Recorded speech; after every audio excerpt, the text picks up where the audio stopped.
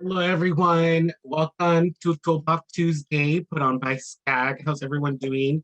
I'm grateful for all the folks who are coming in. There's folks I'm seeing from all over Southern California. I see folks from Texas. I saw some folks from Portland, and folks keep coming in. Thank you all to see all of y'all. It's so great. And of course, y'all know I am definitely going to be going to Renaissance this weekend. So I was like, I'm living my Beyonce discography. We started B-Day today. Tomorrow we'll get through 4, and we'll get through the rest of Beyonce all of this week in preparation for the Renaissance. And of course, usually if folks have ever been to a meeting that I facilitate, I always start with Beyonce, and I always start with Cozy, because we should all be feeling cozy.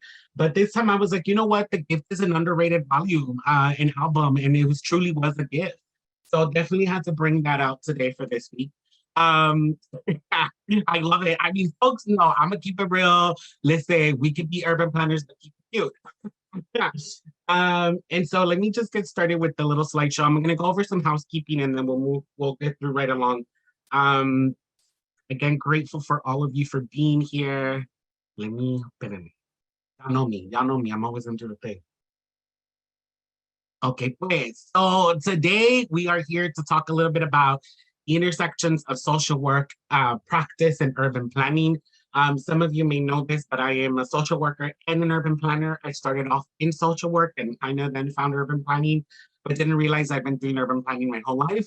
And since then, I think there's always been this want and this critique of how these two fields can talk to one another, how we can learn from one another. And so just so you all know what this is being also, we'll jump into the housekeeping. So the meeting is going to go, the conversation is going to go for an hour and a half. I'll be talking to you all. We'll do a little bit of activities for an hour. At any moment in time, if you have any questions, feel free to raise your hand using the raised hand control option, or also feel free to write your questions into the chat. The support team here at SCAG is logging all of those questions as well. And so then we'll be able to put up those questions and the answers as well. Again, the meeting is being recorded. Part of the reason why it's being recorded is because you're also helping me. Part of this conversation, the first iteration was a viewpoint article that I wrote for APA called Planners as Therapists, Cities as Clients. And for the last couple of years, I've been asked to continue to write more about the subject matter. So this presentation is literally the first draft of this article, because she got greenlit to write another article, same thing, intersections of urban planning and social work, just a little longer. So I'll give you a longer memo and some lessons learned from the field and some examples and some tools and techniques. You know, we gotta do it cute. So that'll be happening, coming out early next year. And this is the first iteration of that. So your questions are so important today more than ever, because all of the questions that I get today are going to inform what the article is going to look like in early next year. Okay. At this point, how y'all feeling? Do y'all have questions? Let me peek in the chat. Nobody's writing anything, just people coming in through, people leaving. Tiffany says, love it. I think that was a reference to Beyonce. So let's keep going. Are we good? Okay. So this is what we're going to talk a little bit about today. Again, the conversation is like, why social work and urban planning? You'll hear me talk a little bit about advocacy in the field, and then we'll get into a little bit of the social work theories that we'll talk about during the presentation. The ones that are there are strengths perspective, systems theory, person and environment perspective, and counter transference. I'll kind of get to an example of social work practice in urban planning. It's a little bit more art-based related, truly, but we'll get into a little bit more of a conversation of what it can look like in real time. And then you and I will be having a conversation, so make sure you get your questions ready. So let's jump into it. Why social work and urban planning? Well, here's the thing. I truly believe that there is this crucial relationship between how we identify in the places that we come from, right?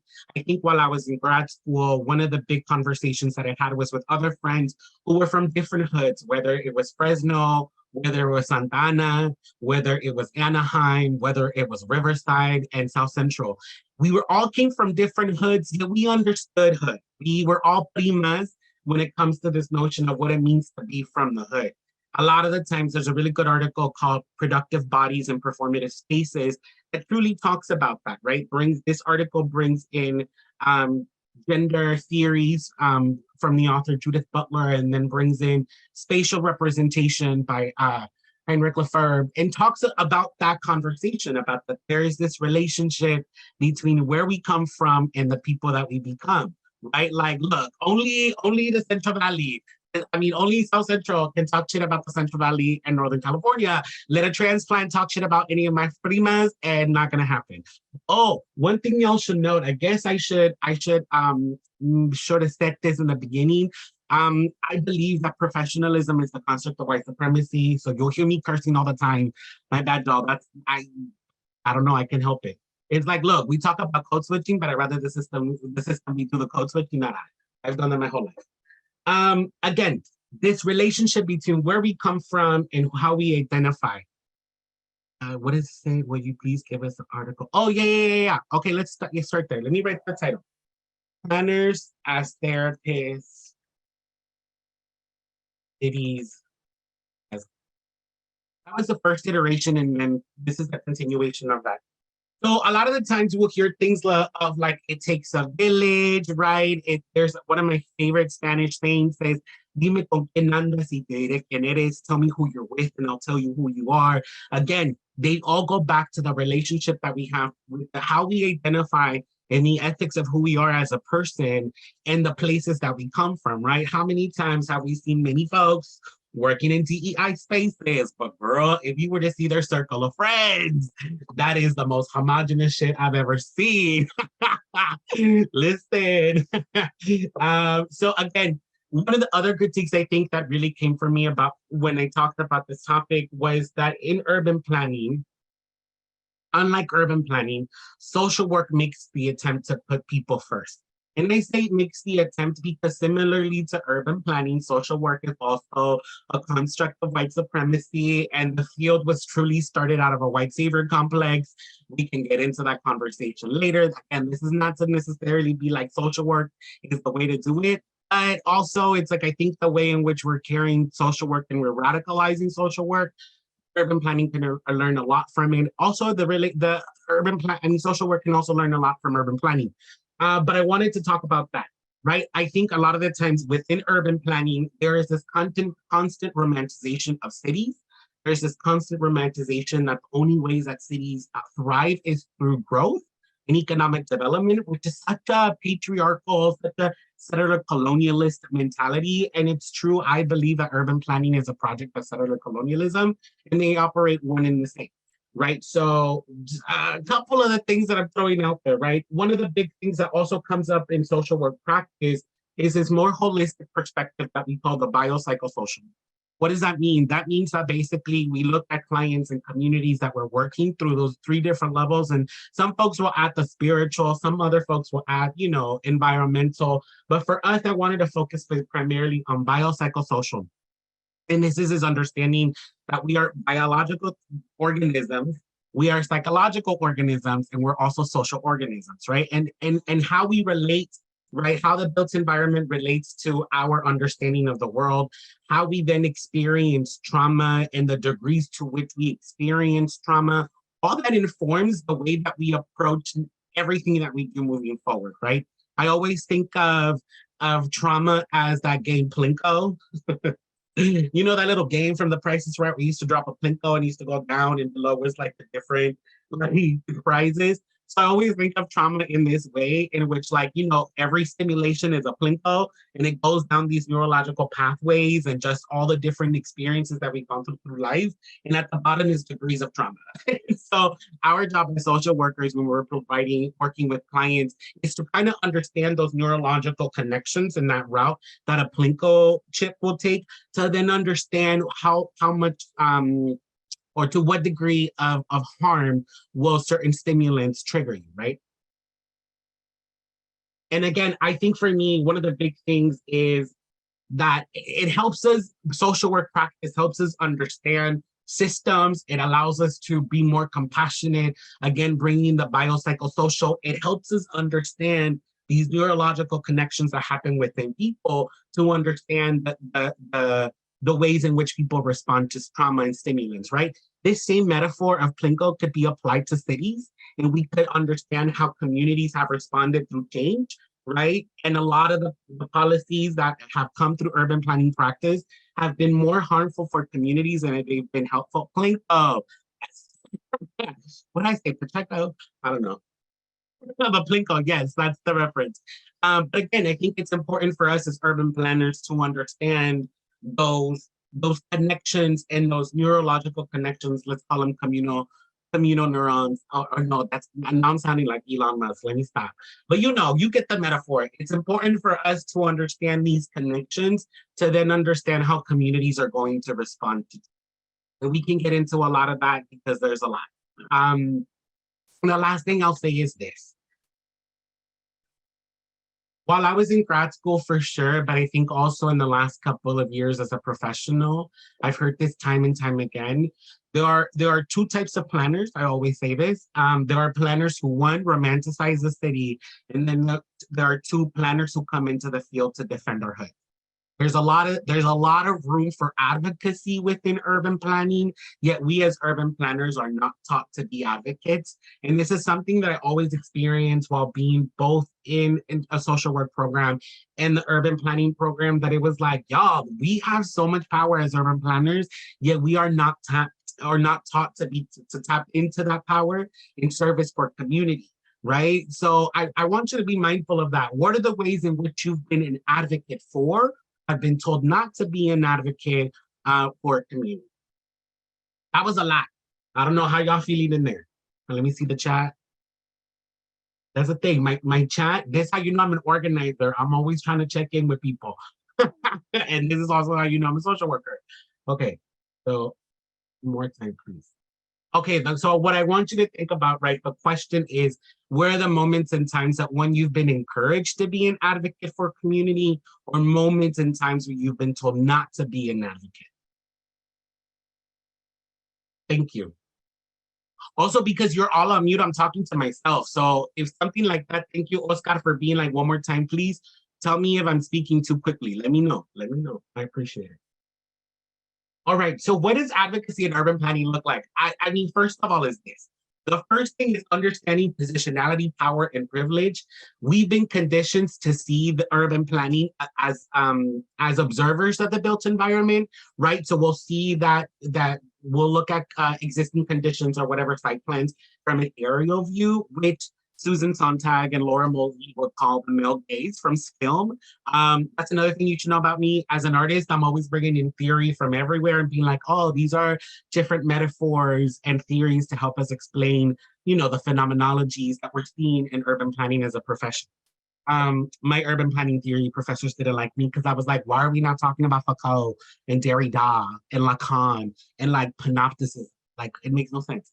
But anyhow, so we've been conditioned to be observers of the built environment when in reality, we as urban planners are also participants of the ecology. Meaning, we all have some privilege, and let me start right there, even in the fact that we're having this conversation, the fact that I've been given this platform through SCAG, right? Uh, um, all the different spaces that I've been able to be in, that comes with the privilege. And it's my obligation to understand that I have privilege and that my commitment to community is to leverage power whenever I have access to it. And we all have it. And I think it's super important for us to understand that, because we can come into communities being like, oh, I know all the answers, woo because I have a degree. No, chica, we'll get into that later. It's called countertransference. But it's important to understand that we have power in our participants, right? Like at the end of the day, whatever community it is that you're planning in, it may not be the community that you live in, but you're still a participant in that community. So we still have, again, power and privilege. It is important for us to understand our positionality, right? It's not the same for me to come and do a project in South Central in the place that I grew up in versus doing a project in a community like, and I'm just throwing it out there, like, let's say I go to Redlands, right? Like, it's very different. I'm not from that community, so I have to understand my positionality, even as an outsider. A lot of the times we also have to understand the savior complex. Listen, and I'm saying savior complex because I got in trouble for just calling it a white savior complex, but let's be real, it is. But also as people of color, we also have the savior complex, right? Like, I could think that as someone who has two masters and has all the whatever, but given the space and the platforms that I may know what's right for the hood, for South Central. And South Central may be like, nah, girl, you like haven't been out on these streets for a while, which is actually true. We'll talk about that later. But again, it's important for us to understand our positionality, our power, and our privilege, which we all have. Um, yeah. Another thing that comes up a lot, again, it's also important for us to look at the built environment, not as subject, as object, my bad, but as a subject.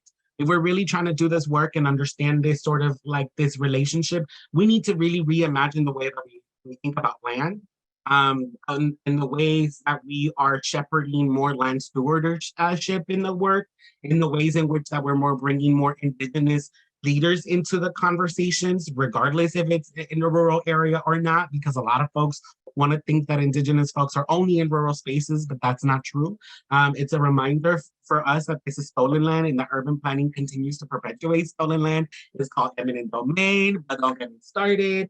So again, it's important for us to really reimagine and rethink the relationship that we have with the built environment, specifically in places that we look at the built environment as the subject. For me, when I think about scale, like I said earlier, right, it's the aerial scale at which we are conditioned to look at the built environment as object, right? This godlike view, this omnipresent view. There's theory. Again, I'm always bringing in the queer theory, y'all. I have to.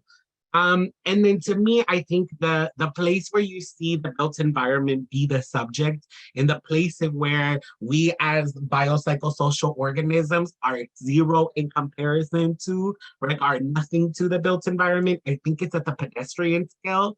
And so I always think about what would happen if we designed at the pedestrian scale. It would take a lot more work, yes, but I think it would make the work much more nuanced and much more reflective of what actually is happening on the street. Again, to me, it's always about the streets. Transitioning, I always think about, again, these two types of cities, capital C city and lowercase c city. And to me, lowercase c city is a city that lives behind civic centers, that lives behind chamber doors, that lives behind bureaucratic processes, that lives behind elections, that lives behind civic engagement, that lives behind trainings like these. And then there's other type of city, capital C city, that to me lives at the street vendors, at the carne asadas, at the quinceañeras, at the cashier down the block down the block from where I live, who calls me she, her, but doesn't know how to understand like the politics of my non-binary identity, but feels comfortable calling me she, her. I love it. To me, that is where really the city happens and where the city truly plays out. And those are the true urban planners of our communities. And I'm always thinking about ways and how do we engage those folks, right? How do we engage those stakeholders? How do we engage those community members who know what the hell is going on these streets, and just talk? Listen, folks know this about me all the time, that I love and believe in chisme. Chisme is a Spanish word for gossip. Well, one of, because there's multiple ways in Spanish, depending on the country, to call gossip. See, even like in different countries, right, we have a different sazon for chisme, for gossip. I'm a true believer that gossip is culture, that chisme is culture. It's just, chisme is just strategic information. And y'all know that I'm always willing to spill some institutional tea. Listen, people do this all the time. It's why happy hours were created. My job is to be like, look, general manager of so-and-so agency is about to have a meeting across the street. I'm talking about, this is all in reference to LA because it's what I know. Y'all know City Hall's across the street from LA DOT. And another agency, oh, girl. And, at some point, you just have to be like, homegirl's about to cross the street. Like, y'all better go catch her. Listen, chisme. I'm always down to spill the chisme. Yes, community are the experts. Teach me. 100% Anthony. That's what's up. Again, the big question in all this is, who are you committed to? in this process, y'all know there are plenty of stakeholders in the conversations. There's always some project structure, right? Or some partnership structure in whatever project that might involve some CBOs, it might involve some city staff, it may involve some elected officials, it may involve a client, a technical consultant, whatever. And we go through this process, and there's always going to be conversations and trade-offs that get too expensive, they get not enough political feasibility, we didn't do the engagement, a bunch of excuses. The question is, who are you committed to throughout this entire process? Listen, the greatest joy for me of being an urban planner is making institutions hate me. Like that's dope. Thank you, Skag. Yeah, we cute. See, Skag and I, we cute in alignment. This is a cute partnership right now. Others, oh, they like me too. Listen, I'm just gonna call it the way that it is. So that's the big question. Who are you committed to? How are we doing, folks? I want to check in. Any questions? You can raise your hand or write it in the chat.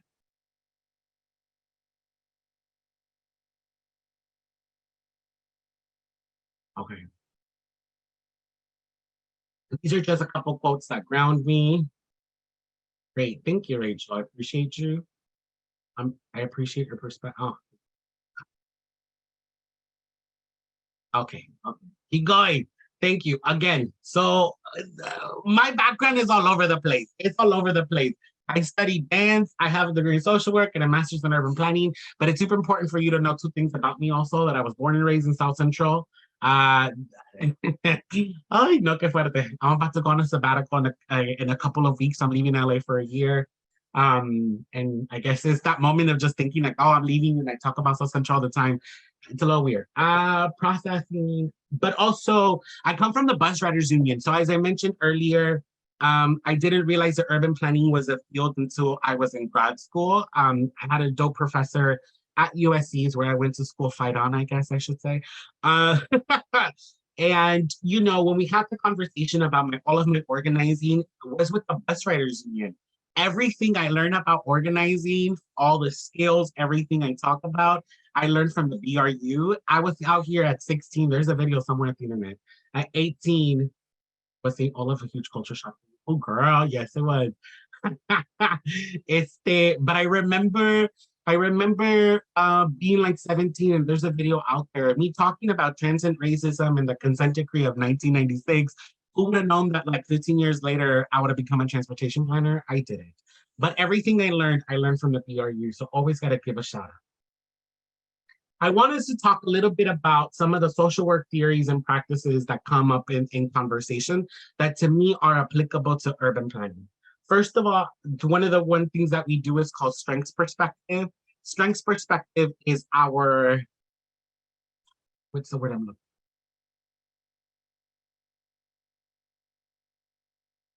Like our ethic, truly. I think as social workers, our job is always to look at the positive in everything. At the worst case, in some of the cases, and some of the folks that are out there doing some of the most intense type of case management and most intense type of therapy for individuals, at the core of it, we're always grateful for clients who show up. We always say showing up is half the battle, right? That's us trying to find the strength in everything. It's important for us to find the strength in everything, especially when society has told everyone to not feel strength or empowered, right? Like that's our job and our goal. I think a lot of the times, for example, as urban planners, we're also conditioned to look at the built environment through a deficit. And a lot of the times when we do like existing condition reports, when we're looking at, analyzing, doing site plans or whatever, our first thing is like, oh, I need to fix something. Right? There's something that needs to be fixed. Something's broken and needs to come in. Strengths perspective is more like an asset-based approach, right? So you've probably heard this thrown out there as well. And rather than thinking about what is broken, it's like, how do I use professional power to amplify community power? You know that our leaders out there already have been doing the work, right? And I think now more than ever, it's important to really understand and also be archivists and historians in some ways as urban planners, because one thing that I feel like a lot of folks are coming up with now, and I'm sure this is something that's been going on for the last 10, 15 years, is something of engagement fatigue. Like, oh, community members are just tired of having surveys being thrown out at them, interviews, participating, and not seeing anything come through. And I know we all know here that a lot of the times these processes are also multi-year processes. So how do you continue to keep the community engaged? How do you tap into other data that has existed for a while and build upon it, right? Rather than thinking that we got to start from zero, especially now, girl, that everyone wants to have EI something, some sort of analysis, some sort of strategy. And it's like, yeah, girl, but also look into like the organizing movements that have happened in that community. What have they been fighting for? What have those demands, look like? What are the demands that were failed? Because every good movement has some demand. You know that. So strengths perspective. We'll talk a little bit about the other ones a little bit more, but right now I want us to talk about systems theory. In this little example that you're seeing here, this graphic on the side, it's an example of what we mean when we talk about systems theory. So this understanding that the individual, right?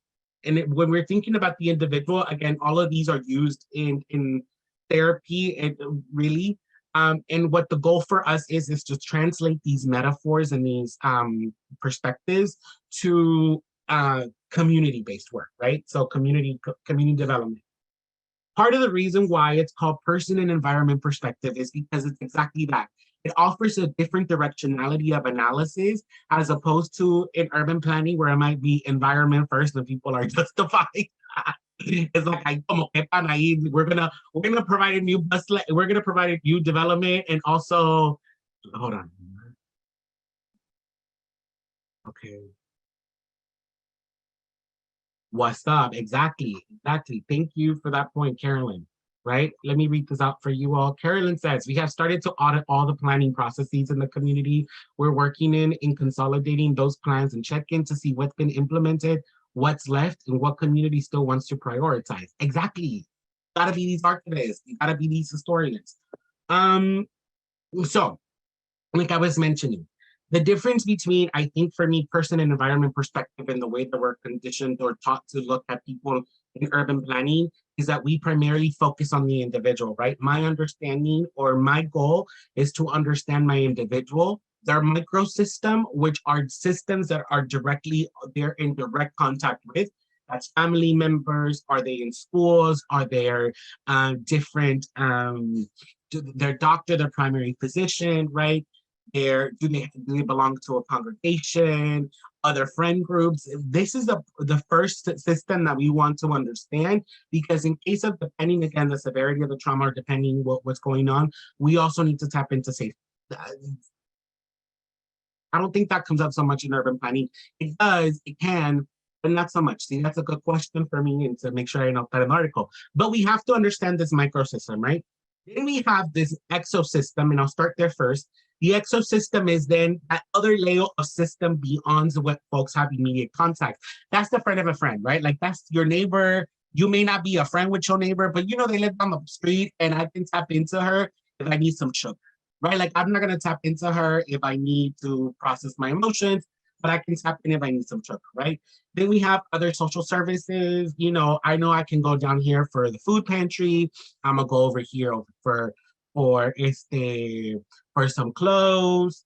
That's local politics, that's social media. That's the exosystem. That's another level of the system that's beyond just the immediate neighborhood, right? That's your neighboring city.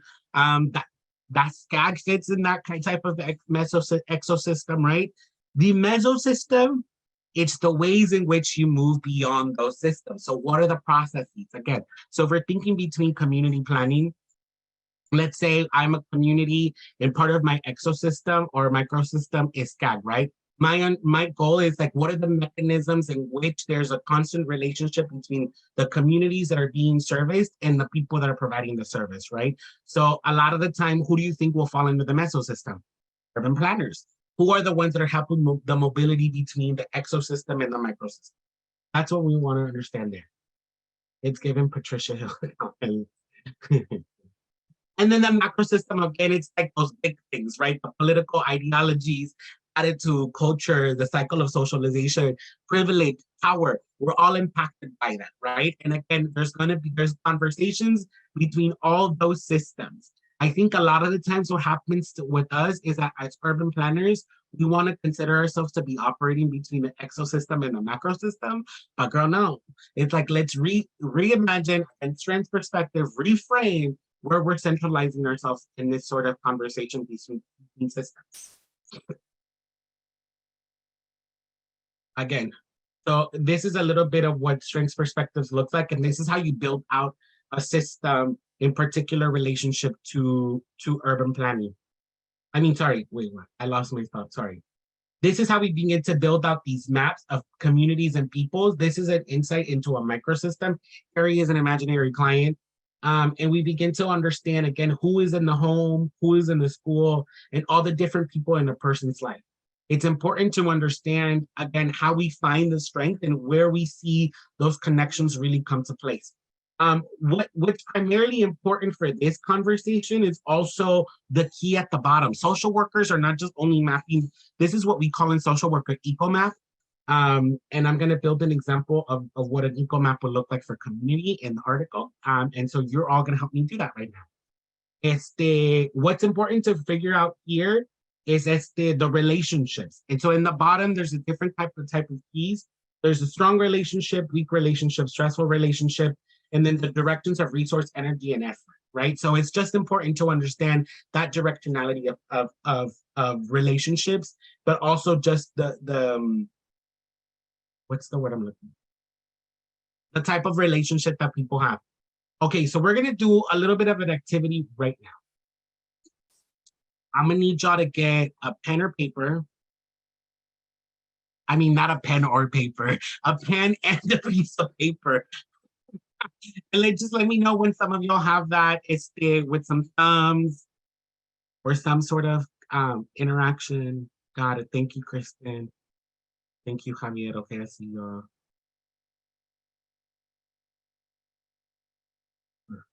Thank you, Joseph. Okay. Let's also use this time. Let me check in. Do any of you have any thoughts, comments, reflections, questions about anything that I've said so far? Feel free to raise your hand and then other folks on the SCAG team will help me tap you in.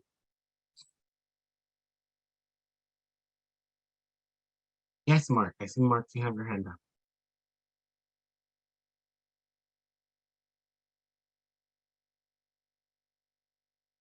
Wait, Mark, did you have? No, I didn't. I'm sorry. That was a mistake. Funny. Anyone else have any comments or questions or thoughts? Is this making sense? How are you feeling?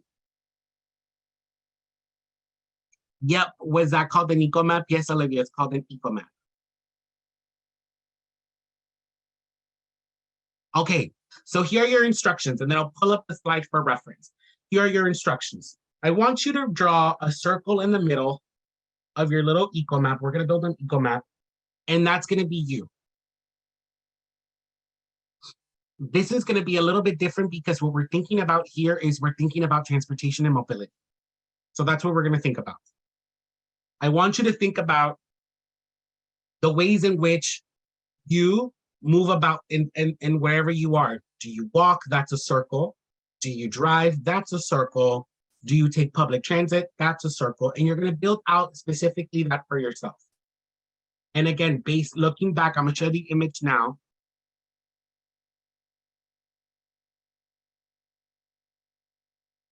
Just so you have a key on the different type of relationships, right, that exist. We're just going to use this example. You can make your own key or whatever. So I want you to do that. And as you're thinking about the relationships, if it's a strong relationship, on the side, put some qualitative words to describe it, like why is it a strong relationship? Why is it a weak relationship? Why is it a stressful relationship, etc.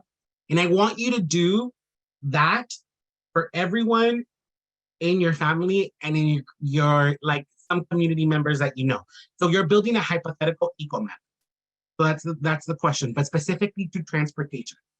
Think about the different types of mobility options that are around you primarily, the different mobility options that people in your home use, and then begin to build out, whether it's neighbors, whether it's your community at large, but begin to build out what those relationships look like to different forms of transportation. I'm gonna give you, perfect, 10 minutes, and then we'll come back. Did the hour go by already? Oh, sorry. Let me share some music.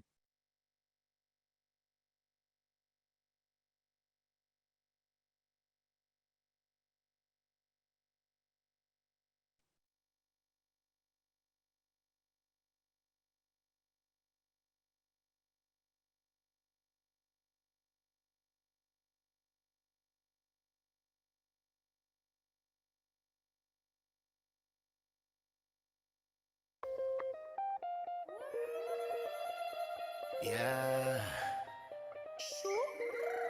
Baby, oh. Yep, circles just for I'm not much transportation. of a Yes. talker. Yes, Alina. Baby, oh. Can I drink from your water? Baby, oh. Yep, you're Take me making down by circles the for the modes river. of We can transportations dance of to you the and your rhythm family and friends. till Yeah. the sun is high and the water runs dry. Yes, we can make it far. Don't need inflatables. That's what the waves are for. What are you waiting for? Yes, we can make it far. Don't need inflatables. That's what the waves are for.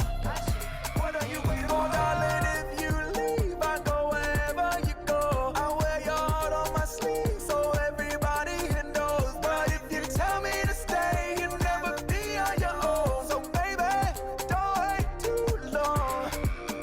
Baby, oh, I'm not much of a talker. Baby, oh, can I drink from your water? Baby, oh, meet me down by the river. We can dance to the rhythm till the sun is high and the water runs dry. Yes, we can make it far.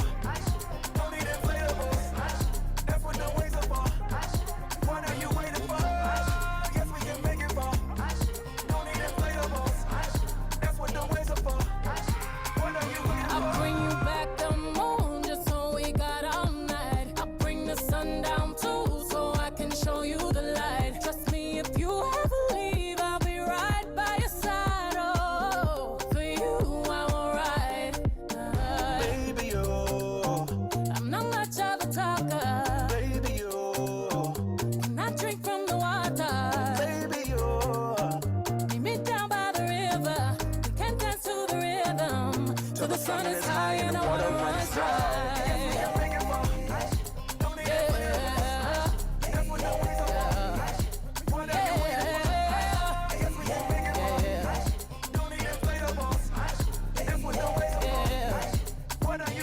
Baby, oh, I'm not much of a talker. Baby, oh, can I drink from your water? Baby, oh, meet me down by the river. We can dance to the rhythm till the sun is high and the water runs dry.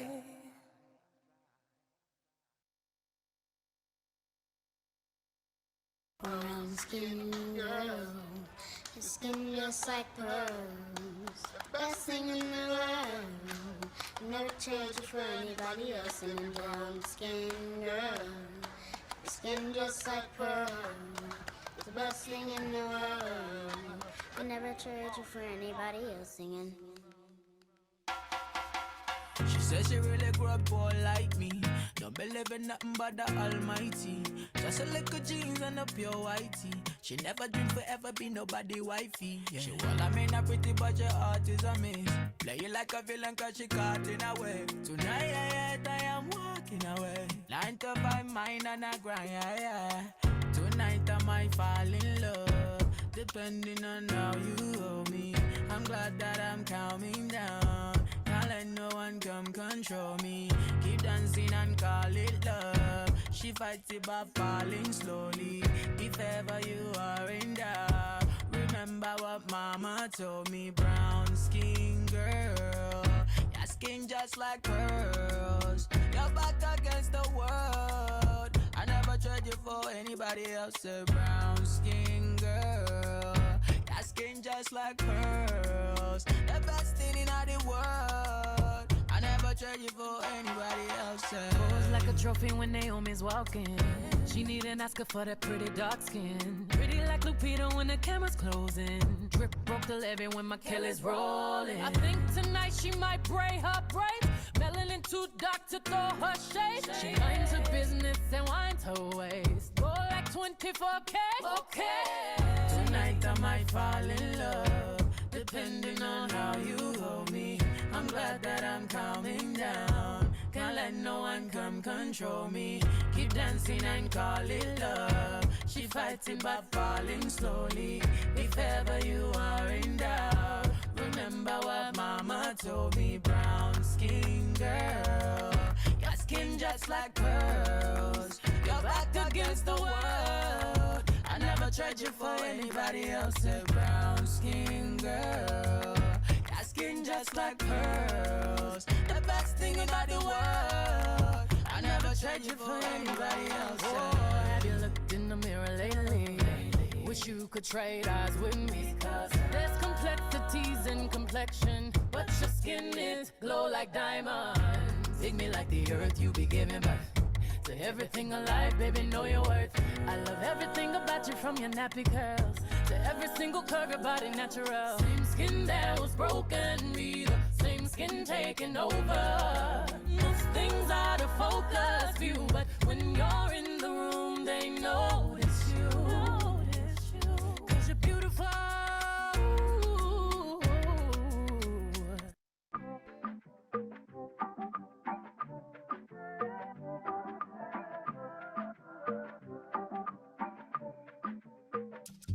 See how the sun and the moon bow for you, but you won't open your eyes. I'm all by my crack. I see a rook up my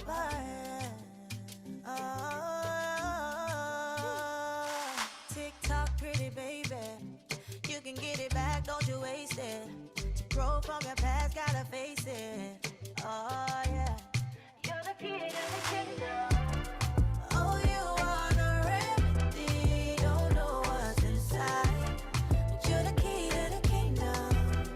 You're the key to the kingdom. So believe, even if you can't see, I'll never leave. 'Cause you're the key to the kingdom. You're the key to the kingdom. Here's some things you have to know. It go hard for man to grow. When you feel you've had enough, you gotta breathe. Just remember who you are. You forget, look to the stars. Even the strong get weak, but you're the key, you're the key. Tick tock, pretty baby. You can get it back, don't you waste it. To grow from your past, gotta face it. Oh yeah, yeah, yeah. Tick tock, pretty baby. You can get it back, don't you waste it. To grow from your past, gotta face it. Oh yeah, you're the key to the kingdom. Oh, you are the remedy. Don't know what's inside, but you're the key to the kingdom. You're the key to the kingdom. So believe, even if you can't see, I'll never leave. 'Cause you're the key to the kingdom. You're the key to the kingdom. Just like the tree, just like the Chinese bamboo tree. See, eyes might not see the greatness inside you that lies within. Oh yeah, come sip on your throne. You know go stay down for long. Whenever in doubt and alone, just remember you're the king and the kingdom. Pretty baby, you can get it back, don't you waste it. To grow from your past, gotta face it. Oh yeah, yeah, yeah.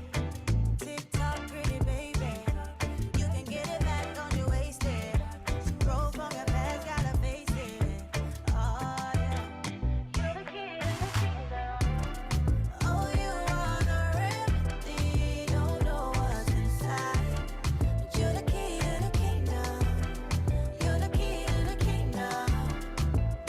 So believe, even if you can't see, I'll never leave. 'Cause you're the key to the kingdom. You're the key to the kingdom. The sun and the moon bow for you.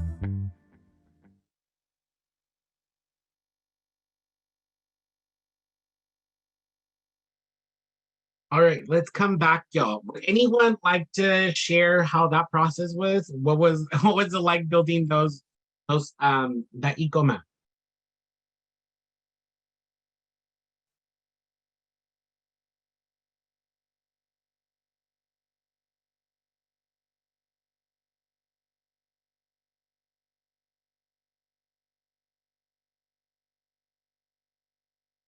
I was like, dang, y'all done built an eco map. What were y'all doing? Just listening, dancing to Beyonce, which is also totally acceptable. Yes, Esme. Thank you. Hi, can you hear me? Yeah. Okay.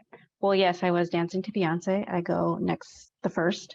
But I found it, I don't know, my main modes of transportation were driving, walking, and public transportation. And all of my arrows led back to driving. Being in urban planning and transportation, that's kind of sad. But yeah, I felt like it was just kind of one noted. I don't know if that's No, okay. that's perfect. No, okay, so I'll ask the same question. Let me get Kristen, then I'll ask y'all both the same question. Kristen. I agree with Esme. Assuming that I did the activity correctly, I just moved back to California from a place where I could walk, I could bike, I could take the subway, and having access to all that transportation was so amazing. To be able to give up my car was so freeing, and it totally changed my relationship to driving. And now that I'm back in California, and really driving is the only mode of transportation, I can walk, but it's not as enjoyable because of the suburbanality, if that's even a word around here. And then I look at everybody else, and when they see me walking around here, they're like, what are you doing? You have a car for that. You know, everybody takes a car. Nobody would think to bike outside of doing it for exercise, and nobody would certainly think about getting on the bus around here. And so it's just, since I've become a planner, interesting how my relationship to transportation has changed, and how sad I am now missing all my different modes of transportation, and how strong everybody's relationship is to driving. And even though I have to drive now, it's so stressful for me. Right, 100%. Both of you kind of got to the same thing, but it's a little bit difficult to then understand other people's circle, right? Like, what would their circle look like? And then maybe at some point we would find the intersections between those different circles, right? What are the type of questions that you would need to ask yourselves to then find out what someone else's circle would look like?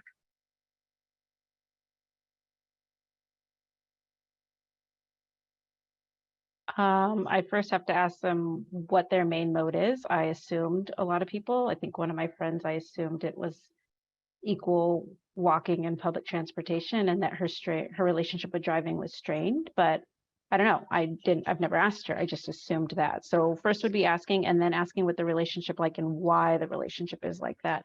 Like, my relationship to driving is strong because I grew up in Central California and I had to drive everywhere. So I love to drive and sit in the car, and that's not an issue for me. And my relationship to walking here is only strong because it's how I learn my area of the city. It's like my main goal when I move into an area is I just want to walk it and see what's going on. But those kind of nuances I'm not getting, just from not asking people or observing what I think is their daily habits. 100%, 100%, right? Asking the question, and the reason I'm asking is what type of questions that we need to ask is because then you have to think about, like, what are the type of knowledge, or what is the type of knowledge that we need to generate to get to more of these nuanced conversations. Let me go back right quick, and thank you for, I know I'm seeing folks have to also go. By all means, feel free to do what you gotta do, y'all. But let me take us back right quick to here. So one thing we can then start looking, right? Like, you started building out an eco map for yourself. Then someone mentioned, I think it was you, Esme, not someone. I was like, girl, we just had a conversation. Esme just mentioned, right, that they grew up in Central Valley. So then you would get to understand the microsystem, right? Of being like, and that's the only sort of viable options that we have because of X, Y, and Z. Then you ask yourself, okay, cool. What are then the transportation or the mass services or whatever ecosystem that provides these type of conversations? Our job isn't to be the mediators between the microsystem and the exosystem, right? Like, that's where we come in. So this is sort of that type of level of analysis that we can also implement, not just to how we're building our own eco map, but then begin to build communities eco maps. This is an exercise that can be done in community together, and you get a bunch of other things and stories and qualitative data that quantitative necessarily may not also collect, but that misses nuance, right? I think, again, one of the things that we don't do in urban planning enough is just have conversations with community. Again, this is a fun little exercise with some chismecito and some cafecito. And senoras are hella ready to tell you what's wrong with their community when you ask them to center their lived experience. I want to move us a little bit quickly to the couple of last things, just so we can get into more of the conversation and questions. But one of the things that comes up is called countertransference, and this is basically, I don't even know. Right, here's my little comment on countertransference. We don't even know what it is. Countertransference is the implicit bias that the therapist brings into the client-therapist relationship. And there's also something called transference, which is the implicit bias that the client brings into the client-therapist relationship. I primarily focus on countertransference for us because we tend to be in the metaphor of client-therapist, right? Like we are the therapist in this relationship. Let's say that I have one of my clients who reminds me of my mom. And let's say that the relationship that my mom and I have, my mom never showed up to any of my high school performances. So I always feel this sort of abandonment issue that my mother's never going to show up. I have a client who reminds me a lot of my mom. And so when she doesn't show up, I go over and above and call her like 3 times just to ensure that she shows up.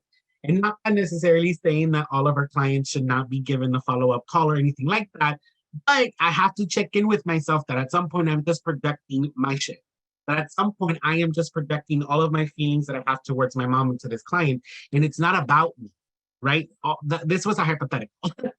But I think it's important for this conversation is to understand the bias that we might bring in. Like I mentioned earlier, we have to be mindful that we are participants in an ecology. We have privilege and power and shades of, and some of it not. And we're going to bring in these implicit biases into the ways that we're doing our planning work with communities. It's important to check it because it is not about us. We are of service and not to be served. So countertransference is important. And you may be asking yourself, so well, how do we check it? Listen, that's something new that I'm discovering because, oh wait, oh, there's a bunch of stuff in here. My bad, Jam.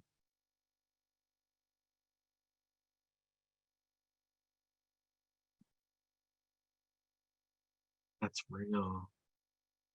Thank you for that, Jem. I'll get to it in the Q&A. But one of the things that it's important, how do you check that and process that? See, I think those are the good things of why we need more therapists in the field, because it's real. Like we may be working on projects for a while, and y'all know are gonna get shelved, right? Like how many times that shows up, or now you may be in these spaces of diversity, equity, inclusion, and you realize that you might be like the only person of color in the space, and you're like, girl, I thought this was equity. Why am I the only one? Or nobody talks enough about like the processes, the social emotional labor of doing equity work as a person of color in the field, right? Sometimes you're like, girl, equity battles don't end for me at 5 o'clock, I wish, So there's a lot of different things that may come up, and it's always a reminder that it is not about us. I think a lot of the times what happens now is that there's conversations where we have to, be in triage with one another. I think a lot of other planners of color have also found ways to talk to one another just to build some support for each other, because it's like, y'all, this is a lot of work. And then again, if it's not about me, how do I ensure that I'm processing through all the things that are impacting me so I can show up to be a better servant? The last thing that we'll talk about is case management. Now, here's the thing. Case management, while it's not necessarily anybody's favorite situation or thing to do, I think there's a lot of different things that tell us how important it is to think about the way that we do engagement with community members. Like engagement should not be its own phase, but rather engagement is imbued in the entire life cycle of a project, right? So here, I try to break down what we consider to be the equivalent between a case management and also sort of like a design process. Assessment being pre-designed, right? And also just being sometimes a lot of, this is when people are doing engagement or needs assessments. This is when people are trying to figure out existing conditions, et cetera, et cetera. That deserves its own engagement process. When we begin as therapists to create treatment plans, what we're looking for is the goals, right? It's a conversation between the clients is be like, okay, look, this is what we talked about. I have a better understanding about how trauma has impacted your life. Now let's try to figure out and set these goals, these priorities together, right? Community is engaged at that moment as well. Then there's tracking. I think there's also the process of construction, right? Like who is doing the engagement with communities during construction? That's the big question for me, I think. I still don't know necessarily the answer, but that's always been the question for me, in the sense that construction is the longest phase of a project, and it's also the phase where the most change and impact is felt. But who's mitigating that change with community members? That's where I get a little lost. Yeah, I'm like, that's where the true work comes in. One of the things that we do in social work practice that I think I've used with a lot of my clients, it's something that we do called feedback informed treatment. That I think it's perfect to happen, especially once you get into like that place in a project where everyone is coming into like, already coming to your partnership calls, your community meetings. You've had a couple of conversations, a couple of engagements. You've had people show up, and you can do what's called basically a feedback implemented treatment. But basically what it is you just come up with a couple of questions for community and just ask them to evaluate you. Like, what is your relationship like? Am I good? Like, have I done what we've deserved to do? Some things may happen, life happens. You might get a hurricane and an earthquake in a day. And, it's important to dig in and be like, hey, listen, I know these external factors that you and I had no control over have just impacted us. Like, how am I doing to be of service? Am I being okay? Cool. We have 6 months left on this project. What can I do to ensure that we get to a place where we all feel complete by the end of these 6 months, right? That's one thing I love about conversation and termination from a social work perspective. We prepare our clients to end the relationship, right? We don't just leave and be like, okay, that was it. The report got written, get it sent to a council, get it sent to the board, and they'll approve it, and then that's it, right? It's like, no, let's prepare for what the end of a relationship is going to look like and the aftercare that is needed. The last thing is, I was going to talk to you a little bit about this project, but I think for the sake of time, I'm going to cut it there. But if you have any questions, any comments about the conversation we just had, please let me know. I'd be curious to hear your thoughts.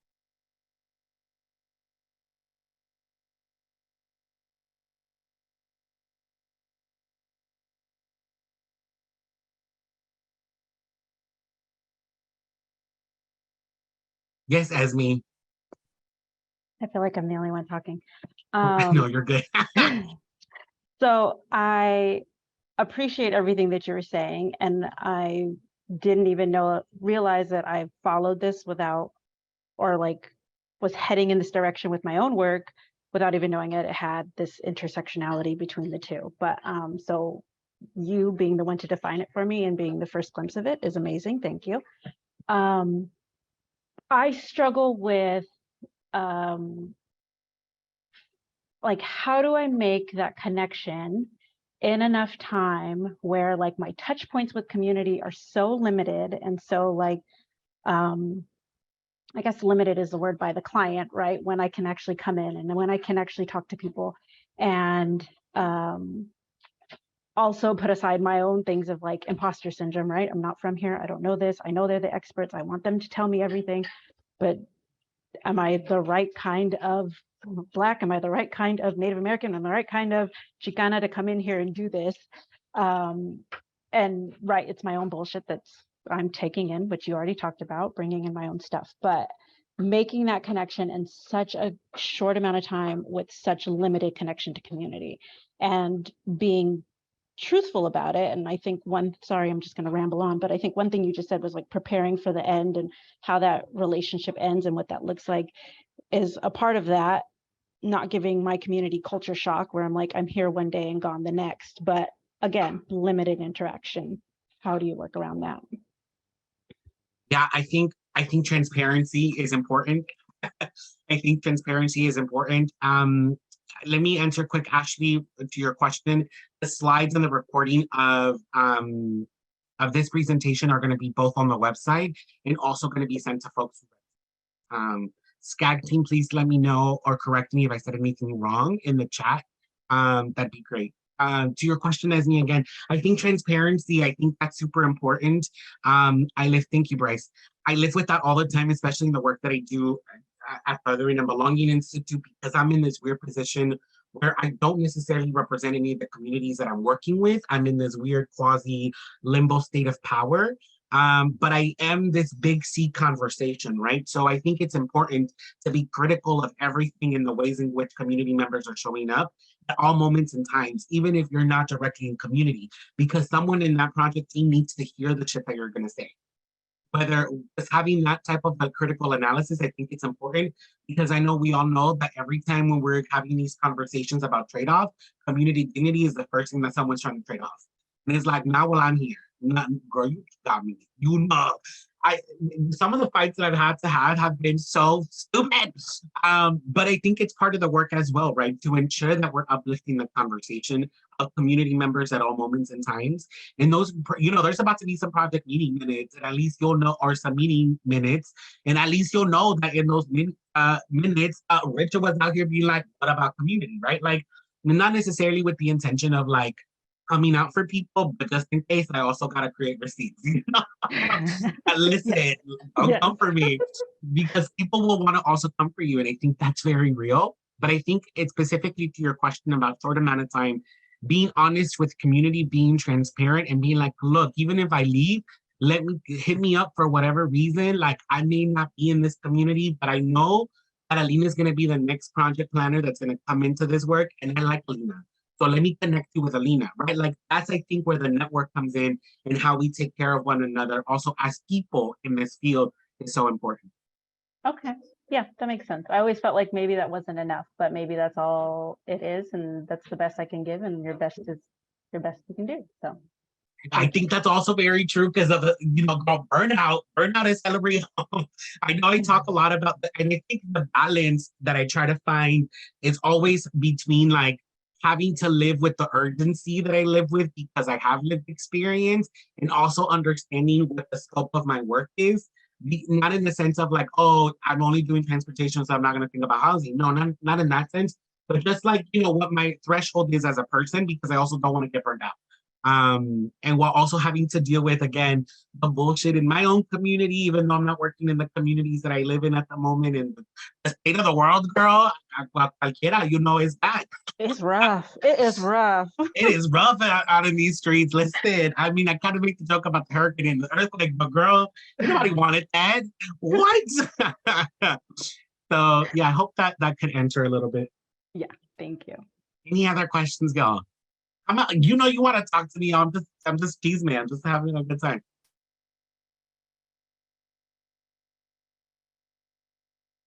Maybe we could take this moment to look at some of the chats. I think that were put in the chat box in response to, I think, the activity. There's one from Joseph talking about work from home and the change in modes of transportation. One from me about stressful relationship with driving, and one from Jem about a lot, the directionality of those modes of transportation. Yeah, you know what? It's funny enough. So I think, especially because one of the things that I had to check myself, the last piece I was going to show you was an art piece called El Camino de Vermont. Well, I guess I can show you. Let me just do that. Since y'all trying to be quiet, but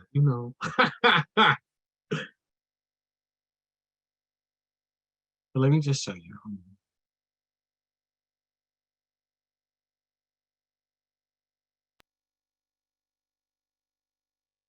El Camino de Vermont was basically my way of role processing with my own privilege, because I think since pandemic, I have worked from home, and I work from home, and that's been both a blessing and a curse. And I think I wanted to do basically, I also love that in this image, we captured a yellow cab, because I was like, girl, this is not New York. We don't be seeing no yellow cabs in LA like that, but we got one. I think that's the only reason I use this picture. But I really wanted to sit with my own privilege from the fact that, I talked about coming from the bus riders union. I talk about, being very happy and very proud of being, a bus rider, always will be, always have been. Y'all should also check out, I'll find the information, but there's a dope convening happening in September, sort of a national gathering of youth in transportation equity. And I got invited to be a panelist. So we're going to be there and doing some work out there, but it's so dope. We need more young people involved in these processes. I say this all the time. Some of us didn't have school buses. Some of us had public transit. But I realized that I no longer was engaging with the bus in the same way that I had before. I wasn't commuting to work. I was working from home, and I needed to find a way to honor the fact that there were still people using public transit and there were still people engaging in the built environment while I was working from home. And I wanted to honor and mourn the commutes I never took. And so I wanted to do a Camino de Vermont, which is modeled after a Camino de Santiago, which is a pilgrimage that's done in Spain. And of course, this was done during El Dia de los Muertos here in LA. So it was the Camino de Vermont. And I just walked up the bus line. The bus line is 12.2 miles in comparison to the 23 point something miles that Vermont, the actual street is. That's another iteration, right? Like, let me walk the entire Vermont from like the Griffith Park all the way down to Gardena. Like that's another journey. And along the way, basically, I took conversations around, it's basically rooted in performance art, and basically performance art is this notion of doing, explaining the doing and showing the doing, but that we won't get into that. One of the cool things that I did was took these then pictures about the way different geometry and lane configuration of Vermont, because it's very different all the way in the South. It's about, I want to say it's like the size of a highway. I think it's like 4 lanes in each direction with 2 turn pockets lanes. And then around gauge, it changes and it becomes this whole different conversation. The interesting thing along the way is that I wanted to capture, one, I engaged with all of the local economy that was happening along the street. So I took about, I think it was like $300. And I was like in cash, and I was like, I'm just going to plug it in. And people that I see on the side and people that are engaging. So I had like tacos on 96 in Vermont with the lesbian couple that I didn't realize they were lesbian. Then I ended up having pupusas in South of Vermont, in El Salvador corridor on 11th in Vermont. I bought these cempasúchils, which are common flowers that are given to ancestors during Dia de los Muertos on Slauson in Vermont. There are a couple of unhoused folks who had asked for money. I had extra dollars. I bought a bunch of bolillo at my favorite panaderia in Vermont and Vernon, which is where I grew up. So I bought a bunch of bread. It was passing out bread to people. Girl, I was really out here on a pilgrimage.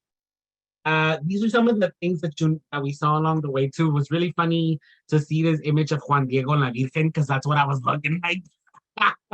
And I was like, it's funny. Again, I took this picture and put it on Instagram on Imperial in Vermont. If you know Jim Dandy, then you know what's up. Like, people know South Central, like Jim Dandy is the spot. And then along the way, I also got some of these really dope comments about one, memory and place. I posted all of this on Instagram. The whole walk was about 8 hours. And for the whole 8 hours, I received about 2,500 people watching the entire stories. And then at every intersections, I would go on Instagram Live and do a different activity. So I think it was on Vermont and on Engaged that I talked about pedestrian push buttons, what they did and how you cross the street. And then we found out that actually one of the signs wasn't working, and I was like, look, y'all, this could be a left protective turn, but nobody's doing it. And this is what you do. And then at the next live, I think I went to to LADOT and shared my phone to show folks how to do a TCR, which is a traffic complaint report. And with enough TCRs, people will listen, right? The first thing an engineer is gonna be like, what are your TCRs? And I was like, well, shit, again, the cheese me, y'all. I only learned that being on the inside. So I was like, let me tell everybody the cheese me. Let me organize all you on the story. Go fill this report out at this intersection and let's get a left protective turn. I should go check it out and see if we got it. First waiting on the 204 in the smoggy 80s brings back memories. See, okay, Joseph, there you go. Exactly. I know Virgo. I've been Virgo middle school. And that was that little project. And also before we go, you please feel free to take this QR code to take a quick 2-minute survey. Basically to help SCAG to bring more folks who can talk about these conversations for the Toolbox Tuesday series. Yeah, that was El Camino de Vermont. I think there's a video. Okay, I'm gonna give you some time to think about any questions. You have any questions, pull them up and I'll pull up the video in the meantime.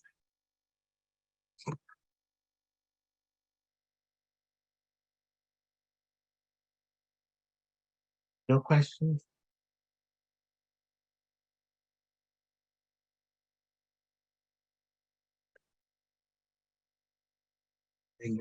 No questions. Here's a little bit of the video. Oh, there's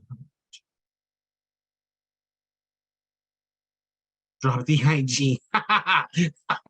Okay. Ay, Dios. There's the Instagram. Qué fuerte.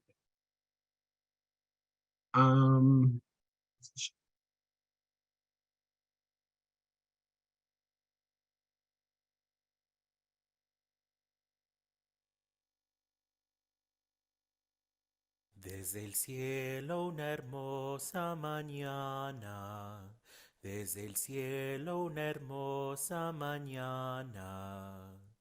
La guadalupana, la guadalupana, la guadalupana bajo el tepeyac. La guadalupana, la guadalupana, la guadalupana bajo el tepeyac. Welcome to El Camino de Vermont. El Camino de Vermont was started out of a place of guilt. As someone who takes pride in riding the bus, here I was working from home and I knew that there were still people riding public transit and I wanted to find out why. El Camino de Vermont is a series of stories that highlight pedestrians and those who are riding public transit during a global pandemic. I hope you enjoy.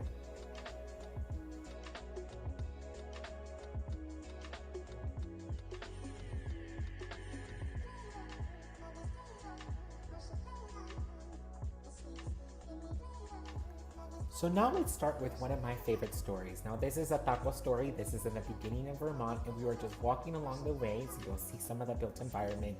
And then I came across this amazing couple and I stopped by to grab some breakfast with them and just chat a little bit. So this next story, it's a little homage to them.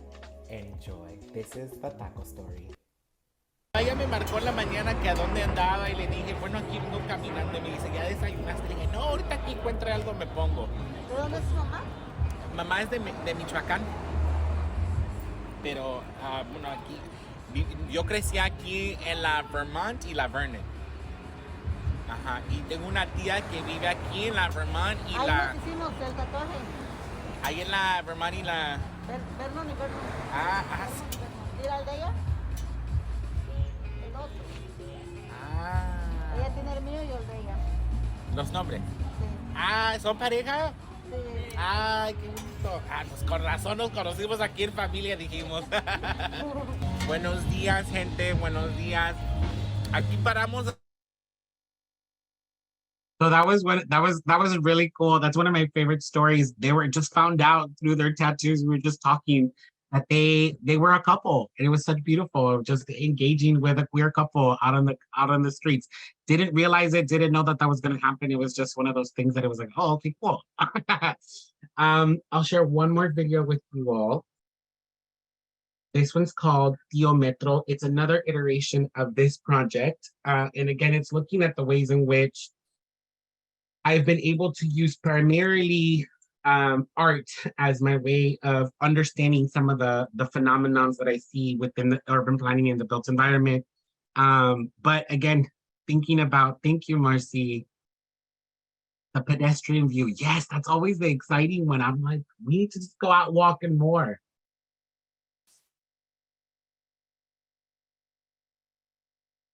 This is the last one I'll share. I'm like, ask any questions.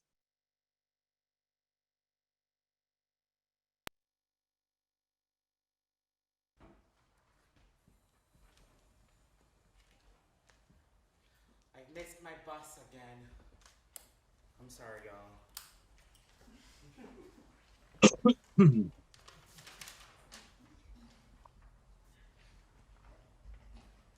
I'll be here in 10 minutes. Can I tell you a story in the meantime?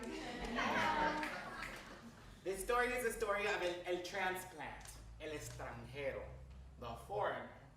I love meeting people who are not from Los Angeles. They have this newfound excitement in their face. They somehow found out that this is where dreams are made of at the expense of my wings. And that somehow this is where the happiest place on earth is buried between the concrete jungle. Let me tell you my favorite part though. Richard, I heard you're from LA. Like, are you really from LA? Yes, I'm from LA. But like, are you from Pacoima or Pomona, or are you from like Riverside? Those are two different counties. I'm from South Central, you know, south of the 10. Would you mind showing us around? Sure. Wait for it. I have the perfect bus routes for you. Gasp. With the sprinkle of unprocessed racism. The bus? You don't drive? Gasp. In Spanish.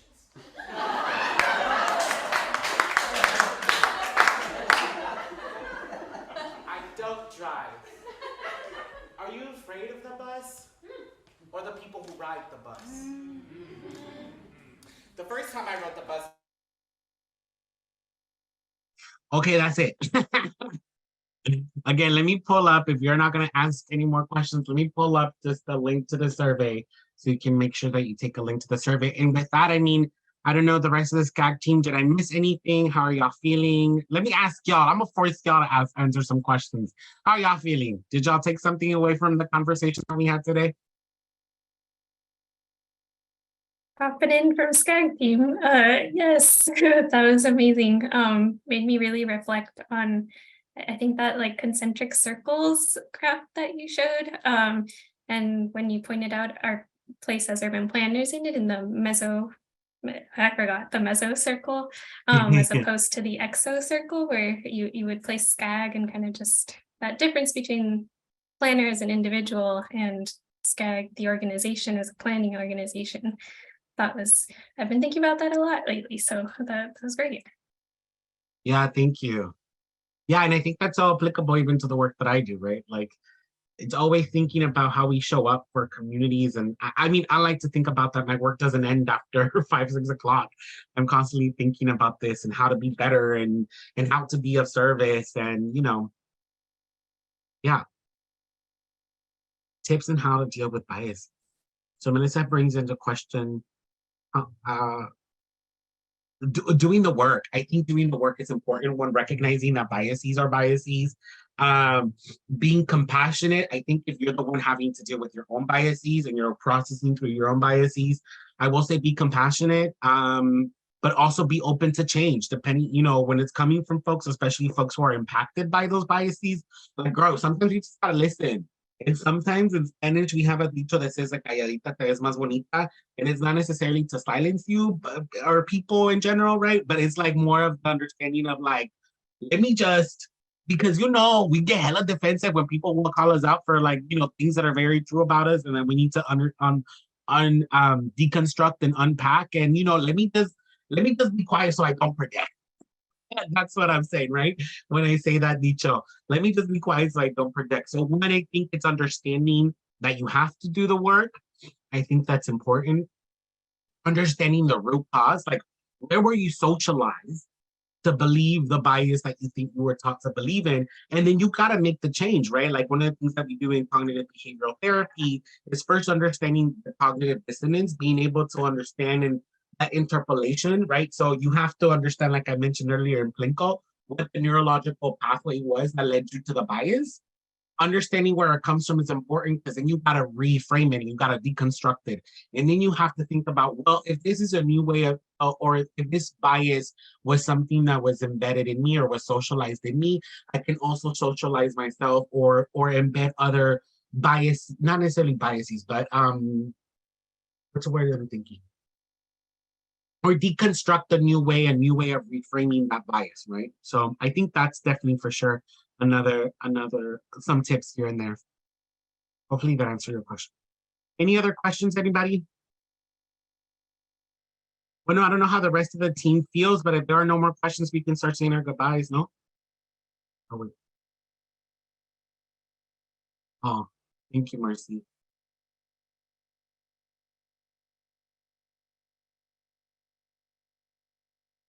Perfect. Well, everyone, have a good rest of your afternoon. And as we're heading out, I'm gonna play some more Beyonce. Y'all already know. Y'all already know. Y'all already know I was about to do that.